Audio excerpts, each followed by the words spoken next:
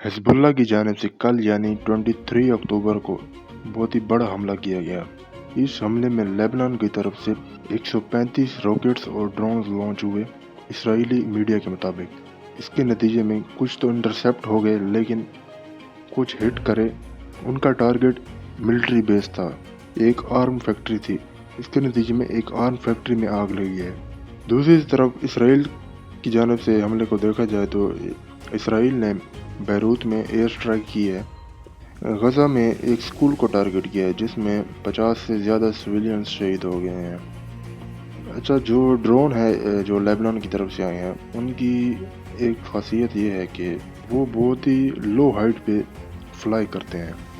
اب جب لو ہائٹ پہ فلائی کرتے ہیں تو جو اسرائیل کا جو آئرن ڈوم ڈیفنس سسٹم ہے، تھرڈ ڈیفنس سسٹم جو بھی ہو گیا امریکن کا لگایا ہوا، ان کو ڈیٹیکٹ کرنے میں مشکل پیش جاتی ہے کیونکہ جو راکٹس آتے ہیں وہ آسانی سے انٹرسیپٹ ہو جاتے ہیں کیونکہ ان کی ہائٹ زیادہ ہوتی ہے۔ ان کا جو ڈیفنس سسٹم ہے وہ اسی طریقے سے مینوفیکچرڈ کیے گئے ہیں کہ جو بڑی ہائٹ سے جو راکٹس وغیرہ ڈرونز وغیرہ آتے ہیں تو ان کو ٹارگٹ کرے، لیکن جو لو ہائٹ پہ فلائی کرتے ہیں یعنی کہ بلڈنگ سے تھوڑا اوپر کر کے اور بہت ایسا فلائی کرتے ہیں تو ان کو ڈیٹیکٹ کرنے میں بڑی مشکل آ جاتی ہے۔ اور یہ مانا جا رہا ہے کہ جو ڈرون ہیں وہ راکٹ سے کئی زیادہ بینیفیشری ثابت ہو رہے ہیں۔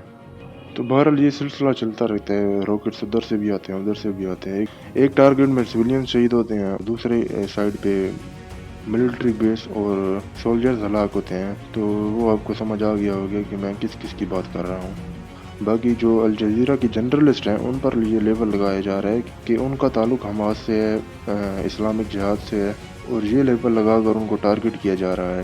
200 سے زیادہ الجزیرہ کے جرنلسٹ شہید ہو چکے ہیں اور کافی زیادہ جو ہے وہ جیل میں بند ہو گئے ہیں۔ وجہ صرف یہ تھی کہ وہ رپورٹنگ کر رہے تھے کیونکہ اسرائیل نے الجزیرہ کو بین کر رکھا ہے۔ اب جو جرنلسٹ سوشل میڈیا پہ بھی پوسٹنگ کرتا ہے تو اس کو اسرائیلی سولجرز جو ہیں IOF سولجرز وہ اٹھا لیتے ہیں، جیل میں بند کر دیتے ہیں۔ باقی اللہ پاک خیر کرے گا، اللہ مسلمانوں کے لیے آسانیاں پیدا کرے جو فلسطین میں اپنی آزادی کی جنگ لڑ رہے ہیں اور شہید ہو رہے ہیں۔ ملتے ہیں اگلی ویڈیو میں، اللہ حافظ۔